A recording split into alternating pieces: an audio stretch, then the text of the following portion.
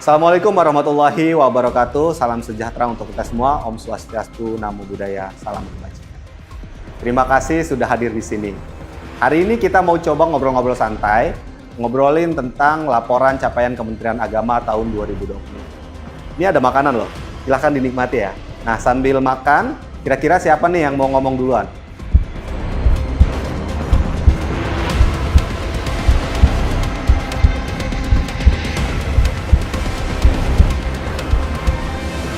Saya Pak, saya salah satu staf perusahaan startup di Jakarta Selatan. Saya udah baca capaian kinerja Kementerian Agama 2025 ini.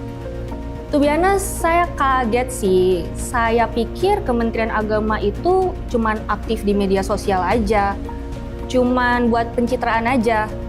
Tapi ternyata di laporan ini terlihat jelas bahwa kinerja Kementerian Agama itu sampai juga di meja makan, di madrasah, di rumah ibadah, bahkan mungkin sampai juga di hati para umat. Iya, aku sebagai pelajar pun juga merasakan langsung loh manfaatnya. Di sini terlihat bahwa di tahun 2025 ada tercatat lebih dari 1,3 juta anak madrasah mendapatkan makanan bergizi gratis setiap hari. Dan aku rasa nggak cuma aku aja, teman-teman dari santri pun juga mendapatkan manfaatnya. Ditambah lagi, ada 12 juta lebih teman-teman pelajar lintas agama, mulai dari Kristen, Katolik, Hindu, Buddha, Konghucu mendapatkan cek kesehatan gratis loh. Ya, kalau saya pribadi, sebagai penyuluh agama, saya sangat mengapresiasi yang namanya program ekonomi umat berbasis KUA. Ternyata program itu telah berkembang di 119 titik. Berikut dengan kampung zakat pun yang hadir di berbagai daerah. Juga ada 105.000 sertifikat wakaf yang berhasil diterbitkan. Belum lagi laporan sukses haji tahun 2025, menunjukkan indeks kepuasan haji yang sangat tinggi. Bahkan Arab Saudi juga menjadikan haji tahun 2025 sebagai haji terbaik dalam 50 tahun terakhir. Jumlah yang menurut saya mungkin dulu hanya bisa kita bayangkan dalam rapat-rapat ambisius yang digelar pagi banget itu. Tapi ternyata bisa juga terrealisasi selama setahun ini. Capaian-capaian ini tidak hanya dirasakan oleh satu komunitas agama saja, tetapi juga dirasakan oleh komunitas lintas agama semuanya. Benar, saya setuju. Ternyata Kementerian Agama itu sudah banyak memberikan bantuan ke rumah-rumah ibadah ya Pak ya. Dan nggak hanya ke masjid aja loh. Gereja Katolik telah menerima bantuan lebih dari 15 miliar rupiah. Terus juga gereja-gereja Kristen itu menerima bantuan untuk penguatan rumah ibadahnya itu hampir 20 miliar rupiah. Terus juga lebih dari 12.000 Alkitab dan perangkat musik liturgi didistribusikan untuk pelayanan di gereja. Ngomongin tentang gereja nih, ada program gereja ramah anak yang saat ini sudah mulai diterapkan. Ini sepertinya berdampak dalam memastikan rumah ibadah itu tempat yang aman dan inklusif bagi generasi penerus. Di komunitas Buddha contohnya, ada sekitar 92 vihara yang saat ini sudah renovasi. Kemudian di komunitas Hindu ada 280 pura dari berbagai provinsi di Indonesia yang sudah direhabilitasi juga. Bahkan nggak cuma itu saja, komunitas Konghucu juga mendapat perhatian khusus di sini. Juga didirikan Setiakin, sekolah tinggi agama Konghucu. Itu sekolah negeri pertama yang ada di Indonesia. Peningkatan jumlah peserta pelatihan ASN Kemenak yang sampai tanggal 15 Desember 2025 ini ada sekitar 1,4 juta ASN Kemenak yang mengikuti MOOC Pintar Dunia. Yang kalau seandainya dilakukan di kelas, itu bisa menggunakan 48.000 kelas dengan memakan biaya sekitar 8,1 triliun. Tapi untungnya ini paperless, sehingga bisa menghemat 143.000 rim kertas yang kalau kita setarakan dengan pohon, itu sama saja dengan menyelamatkan hampir sekitar 9.000 pohon. Sebuah milestone yang tidak hanya penting secara administratif, tetapi juga bentuk simbolis bagi wajah toleransi bangsa kita. Ternyata Kemenak ini beneran rumah yang gede ya. Gak nyangka gue yang diurusin sebanyak ini ya. Pertanyaannya Pak, apakah semua program yang ada saat ini udah siap untuk masa depan kita nantinya. Iya, bener banget nih Pak. Soalnya masa depan itu datangnya cepet banget. Kayak ibarat kata notifikasi di TikTok jam 2 pagi nih. Gak pakai permisi, tiba-tiba muncul. Terus habis itu begitu dibuka, bikin overthinking deh. Nah itu tuh Pak, itu salah satu contohnya. Kita itu saat ini lebih aktif hidup di dunia maya. Yang kalau debat tentang agama itu kebanyakan di kolom komentar. Yang akhirnya gak ada penyelesaiannya.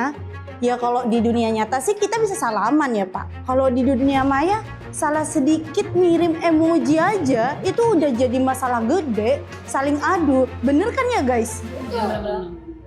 Fenomena ini juga terjadi di dunia pendidikan. Anak-anak sekarang itu lebih senang belajar dan bertanya pada AI daripada gurunya. Padahal kita semua tahu AI itu belum betul-betul karena nggak jelas sumbernya dari mana.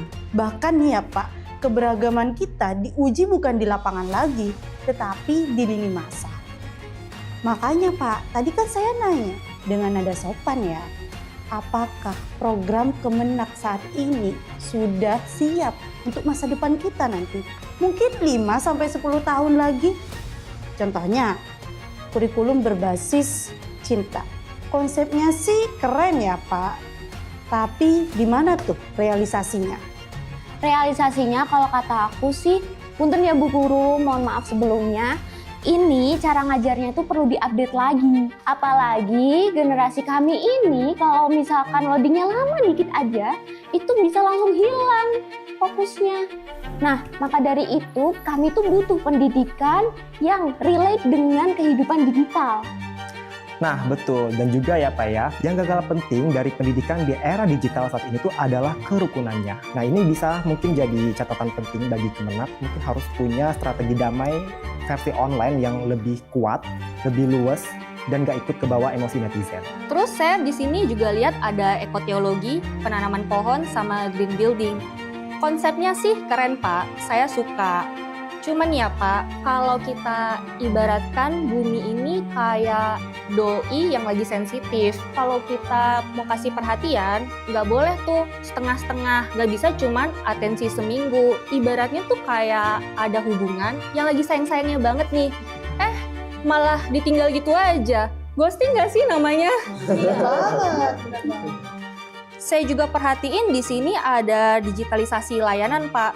Di sini prosesnya udah file digital, di print dicetak, terus di-scan lagi buat didigitalisasiin. Ini tuh kayak toxic relationship sih Pak. Jadi mending udahan aja nggak sih hubungan kayak gitu? Iya, bener banget. Move on lah Pak. Tapi yang perlu diingat nih Pak, dari semua tawa-tawa kita hari ini, ada satu harapan yang benar-benar ingin kami ucapkan. Kami berharap bapak-bapak, ibu-ibu mau mendengarkan kami. Bukan karena kami lebih pintar, tapi karena masa depan itu milik kami. Kami akan menjadi penggerak, akan jadi pemimpin, akan jadi calon orang tua yang mungkin bakal lebih cerewet dari bapak ibu hari ini. Iya Pak, makanya di kesempatan ini kita tuh cuma mau bilang, Kemenak tuh memang udah melangkah jauh banget. Arahnya udah bener kok. Tapi sekarang tuh kita harus mikirin gimana caranya gas bareng. Betul. Iya Pak. Jadi ayo kita berpikir dan menyusun masa depan bersama. Karena umat masa depan ini bukan jargon. Ini kita semua. Itu kami Pak. Iya Pak, jangan tinggalin kami di belakang. Kami juga bisa kok diajak pikir bareng. Lumayan berapi-api juga ya. Tapi terima kasih teman-teman, aspirasinya sudah saya tangkap, sudah saya terima. Jangan khawatir, ke depan Kementerian Agama juga akan menyiapkan umat untuk masa depan. Saya yakin anak-anak muda seperti kalian yang saat ini lagi belajar, lagi mencari jati diri, dan juga yang sedang jatuh bangun, itu akan siap menjadi bagian dari Indonesia Emas 2045. Sampai bertemu di masa depan.